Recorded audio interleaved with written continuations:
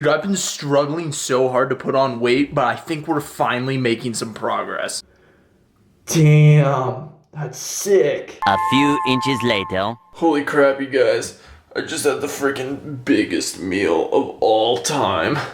But, if you want to put on size, you gotta put the work in, gotta eat all that food.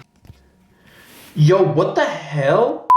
What is going on, guys? Welcome back to another YouTube video, and this week we're going to be talking about Hardgainers, the people who have to try so much harder than the average person in order to put on size and strength. Alright, so the first thing that we definitely need to talk about if we're going to talk about Hardgainers is a caloric surplus. Now, in order to put on size and in order to put on strength optimally, you need to be in a caloric surplus. Now, what does a caloric surplus mean? A caloric surplus is basically when you eat more calories than your body is burning every single day. Obviously, as I have said in previous videos, you don't have to be in a caloric surplus in order to gain size and strength, but in order to produce the amount of optimal lean muscle tissue, you're going to want to be in a small caloric surplus at least. Well, Brandon, how do I tell if I am in a caloric surplus? Good question, and I get this question a lot more than you might realize. If you are putting on weight, you are in a caloric surplus.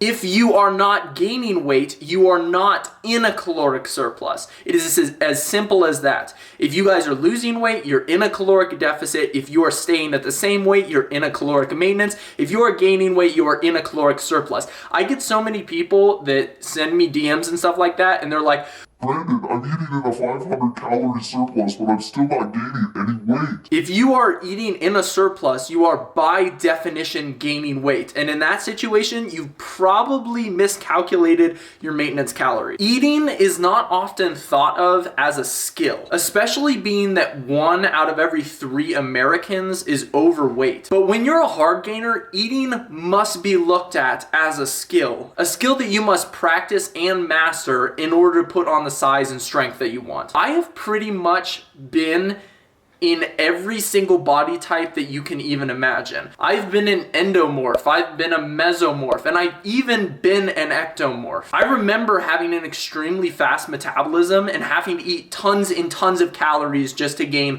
1 pound of body mass. In the end though, I ended up developing my skill of eating. Well, in fact, I ended up over-developing it. I ate so much that I became the exact opposite of a hard gainer. So if the simple answer to putting on size for hard gainers is simply eating more and being in a caloric surplus, here are 5 tips that will help you get the calories necessary for growth. Step number 1, eat high calorically dense foods. Now this is exactly the opposite of what I tell everybody who's looking to try to get shredded. So if you are trying to put on size, you need to avoid low calorically dense foods. Only eat high calorically dense foods. Foods that have a lot of carbs, a lot of fats, that don't have a ton of volume and won't take up very much space in your stomach. So after you've eaten them, you've consumed a ton of calories. Tip number 2 is going to be eat regularly. You should always have access to easily consumable calories. And the easiest way to do that is having snacks on you all the time. So for 3 examples of just easy calories that you can get in throughout the day,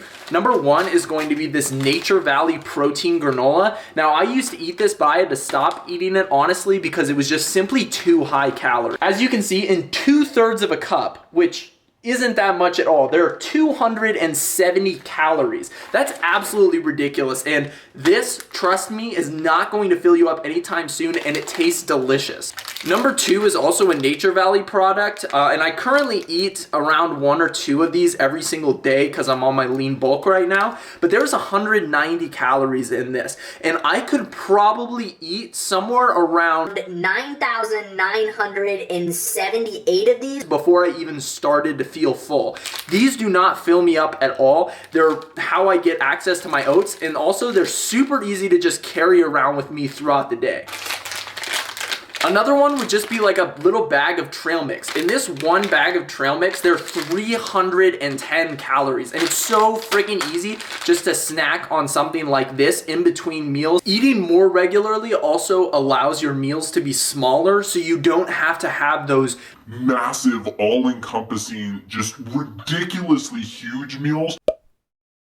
the ones that are going to make you pretty much veg out after you eat them because you can't even move. Because you're so freaking stuffed. Now, those are just 3 examples of some extremely high calorie foods that I have in my house, but start doing some experimenting, do some research for yourself, find a food that is incredibly calorically dense that you can just carry with you and eat in between meals to snack on. Number 3, now this is probably going to be the most important tip that you are going to hear today. Drop your protein intake. I know, it's absolutely crazy. Everybody's freaking out right now. Drop your protein intake, no dude, but protein's what gets me huge. You need to drop your protein intake in order to make room for more fats and more carbs. This is a mistake that I see played out way too often. Kids trying to put on size think that protein is the key to muscle gain, and so they go out there and they eat way more than 1 gram of protein per pound of body weight. Look, you may have trouble putting on size, but that doesn't mean that you require more protein than the rest of us. Stick to 1 gram of protein per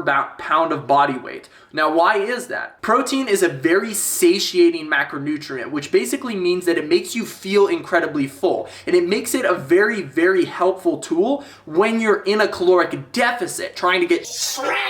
Because you can eat a ton of protein and feel really full even though you haven't eaten a ton of calories. So in a caloric surplus, an excess amount of protein can be a serious hindrance. Stop focusing on eating tons and tons of protein. Eat more carbs and fats, which are going to make it so much easier to get the calories that you need and drop the protein. And I know that's freaking scary, but guys, you don't need more than 1 gram of protein per pound of body weight. Stick to that, up your carbs and your fats, and trust me, you will start to see that you can consume way more calories. And number 4, stay away from foods that your body has an extremely hard time digesting. And yes, I'm talking about those ridiculous mass gainers. These products are so full of processed crap that it makes digesting them a huge pain in the ass. Literally. It breaks my heart to see so many people eating tons and tons of this stuff and then feeling absolutely terrible and then just accepting, oh, this is how you have to feel all the time if you really are about that life and you want to put on size. You've just got to feel crappy all the time. You've got to drink your mass gainers.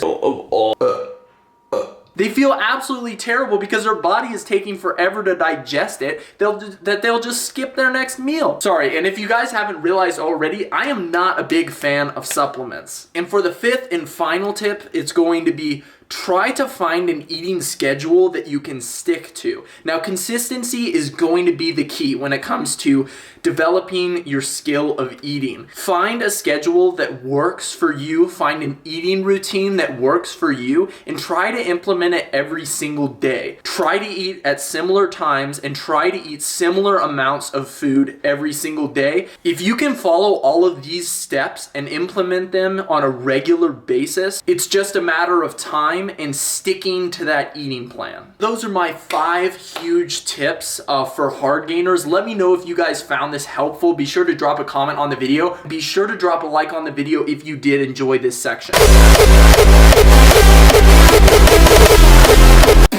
I've been struggling so hard to put on weight, but I think we're finally making some progress.